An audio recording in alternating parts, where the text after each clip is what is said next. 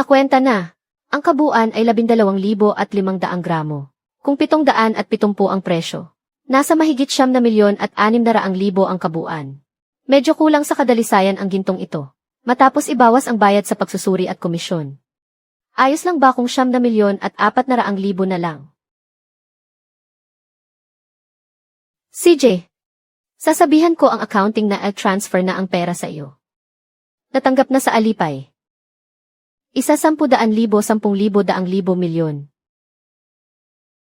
9,400,000. Salamat sa magandang transaksyon. Salamat Tito Wang. Mauuna na ako. CJ, Howzy, aalis na ako. Ingat ka Tito Wang. Sige paalam. 9,400,000. Mayaman na ako. Tito, abot na agad ang kuota natin ngayong buwan. Baka ma-promote tayong dalawa nito. Xiao Yu, sa susunod tanungin mo ulit siya kung mayroon pa. Bibilhin natin kung gaano karami ang mayroon siya. Maliban na lang kung talagang mayaman ang mga ninuno niya. Dahil kung hindi ay imposible nang maulit ito. Siya nga pala, iyong kaklase mong si Zhao Kai. Ang gintong ibinenta niya sa atin. Ay may problema daw sabi ng headquarters. Ano? Hindi na siya makontak ngayon. Ayos lang yan. Tamang-tama. May reunion kami ng mga kaklase ko. Siguradong pupunta siya. CJ, kailangan ko rin siyang makita. Masusunod. Batang Ginoo. Palasyo ba ito ng mga immortal? Ngayon lang ako nakakita ng ganito kagandang bahay. Hindi ito palasyo ng mga immortal. Ito ang bago nating tahanan. Wala pang 3 milyon ang nagastos. May natitira pang mahigit 6 na milyon sa card. Shen Hao. Ako ito si San Xiaoyu. Nag-usap na kami ni Liu. Bukas sa reunion ng magkakaklase. Kailangan nandoon ka. Bawal tumanggi. Anong saysay ng reunion na yan? Ayaw ko. Subukan mong umabsent. Usapan na ha. Bukas ng umaga.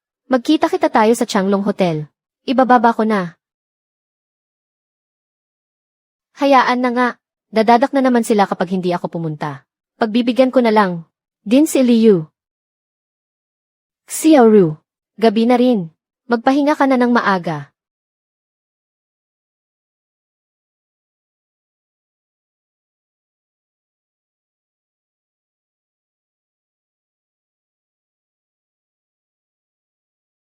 Grabe. Gamit mo ang lumang sasakyan na yan. Naman, maginhawa itong gamitin. Teka, ang yaman-yaman mo na. Hindi mo ba kayang bilhan ng magandang sasakyan ang sarili mo? Isa ka na ngayong simpleng mayaman. Napakadaldal mo. Huwag mong ipagkalat ang buhay ko. Walang kwentang reunion. Ayaw ko sanang pumunta. Ngayong mayaman ka na. Tingin ko ikaw na lang ang magbayad ng bill ngayon. Asa ka pa. Maganda ang kotsing ito ah.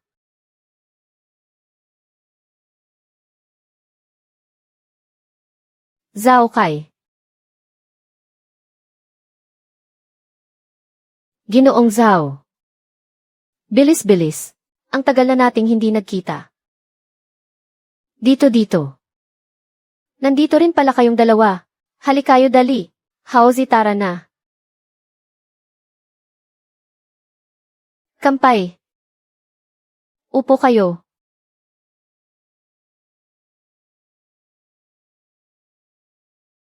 Shen Hao, napakalaking tao mo na ngayon.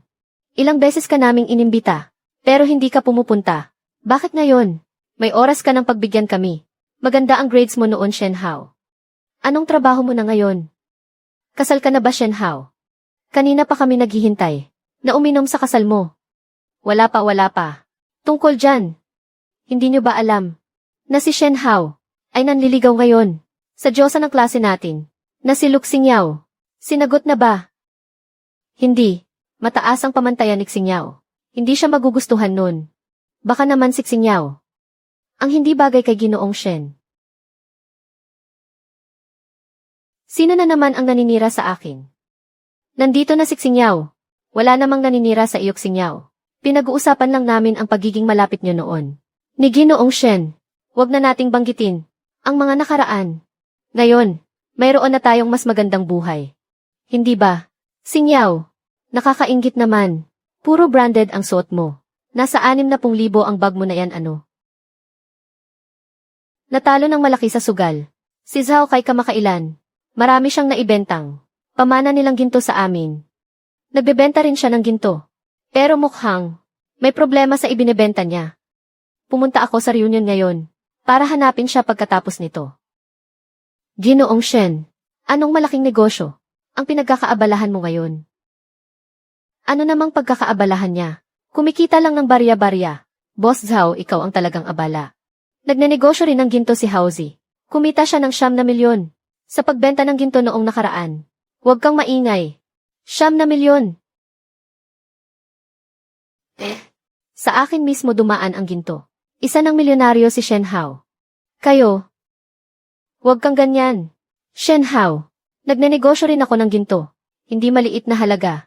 Ang 9 na milyong ginto. Naniniwala ka ba talaga sa kanya, Boss Zhao? Tingnan mo nga ang suot ni Shen Hao. Mukha bang may 9 na milyon ang taong yan.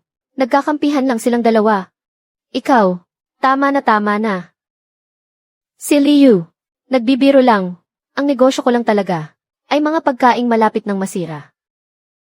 Parang hindi magandang pakinggan yan ah. Milyonaryo.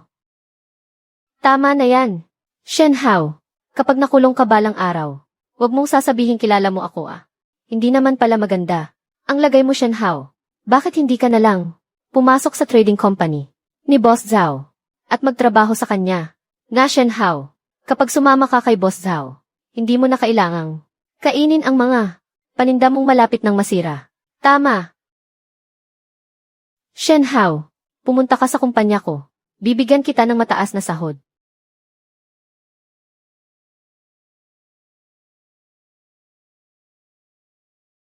Sino kayo? Bakit kayo pumasok? Mula kami sa kumpanya ng ginto. Maganda ito. May nanloko gamit ang peking ginto. Nandito ako para maningil. Shen Hao, mahilig ka sa karangyaan. Ayos lang nalokohin mo kaming mga kaklase mo. Pero niloloko mo pati ang kumpanya ng ginto. Ako. Tito Wang, nagkatrabaho na tayo noon. Si Liu, ay pamangkin nyo rin. Baka pwedeng ayusin natin ito ng pribado. Paano natin ayusin ito ng pribado? Nga, para makita rin naming lahat kung ano ang napapala ng mga nagpapanggap na mayaman. Tama.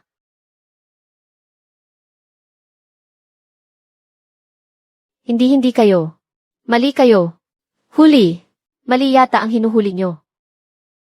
Tito Wang, nagkakamali yata kayo. Zhao Kai. Ginamit mo ang pangalan ng papa mo para lokohin kami gamit ang peking ginto. Ibalik mo ngayon din ang 1 milyon na nakasangla. Rich kid si Zhao Kai. Paano siya manloloko gamit ang peking ginto? Siguradong mali ang hinuli nyo. Nandito si Shen Hao. Siya ang hulihin nyo. Shen Hao. Kilala ko nga si Ginoong Shen. Boss Shen. Binentahan niya kami ngayon ng 9 na milyong halaga ng ginto. Ano? 9 na milyon? Talagang may 9 na milyon si Shen Hao. Impossible.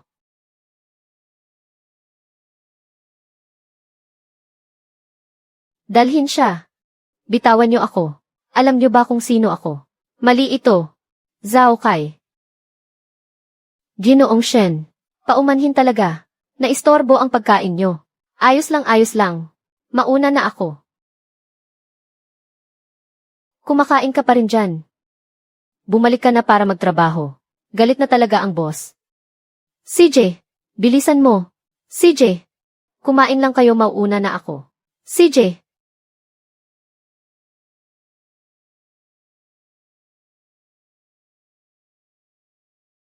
Boss Shen, naging bulag ako kanina. Malawak ang pangunawa mo. Pagpasensyahan mo na ako. Shen Hao, nagkaroon lang ako ng maling akala sa iyo noon. Ialay ko ang tagay na ito sa iyo. Huwag na. May gagawin pa ako. Ituloy niyo lang yan. Sabi ni Zhao Kai ililibre niya tayo. Ngayong wala na si Zhao Kai. Sino ang magbabayad nito? Mga kasama, pasensya na. May kikitain pa ako. Mauuna na ako. Magkita na lang ulit tayo kapag may oras. Kayo, Luke Xingyao. Aalis na rin ako. Tumigil kayo dyan. Hoy San Xiaoyu. Ikaw ang nag-organisa nito. Hindi nagbayad si Zhao Kai. Kaya dapat ikaw ang magbayad. Ayaw ko nga talagang pumunta. Kung hindi lang dahil, panay ang tawag mo. Para papuntahin ako. 800 kada tao. Sinong pupunta kung walang manlilibre? Kung wala kang 800, huwag ka nang sumama sa walang kwentang reunion na ito. Malaki na ang budget ngayon. Pwede nang ibili ang mga kababayan ng dekalidad na bigas. Pwede ring maghanda ng luncheon meat at instant noodles. Matagal itong maimbak. Malaking tulong ito sa oras ng pangangailangan. Batang Ginoo. Ang galing ng cellphone mula sa mundo ng immortal. Sa atin sa kahariang dakyan, abacus pa rin ang gamit sa pagkwenta. Xiaoru, natututo ka na ng kalokohan ah. Marunong ka nang umakit sa amo mo. Batang Ginoo, hindi kita inaakit. Isa pa. Ganito ang pang-aakit.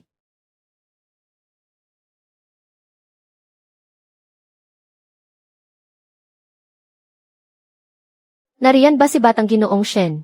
Inimbitahan kayo ni Tagapayo Zhu sa kanyang tahanan. Batang Ginoo, pangalawang pinuno ng pamahalaan si Tagapayo Zhu. Kailangan nating makipagkita. CJ. Paumanhin. Dahil inimbitahan ako. Maghahanda muna ako ng munting regalo. Sandali lang. Xiaoru, pupunta ako sa imbitasyon. Manatili ka sa bahay. Ayusin mo ang mga paninda ngayon. Masusunod. Tagapayo Zhu. Nandito na si Batang Ginoong Shen. Napakakisig na. Ginoo. Liu. Nakita ko lang kanina si Sun Xiaoyu. Ngayon naman ay isa pang Zuyu. Ang dakian.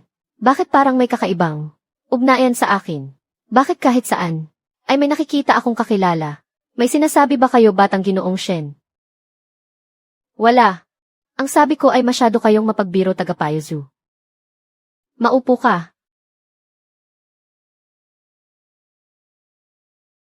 Taga saan kayo, Batang Ginoong Shen? Mula ako sa Shangjing.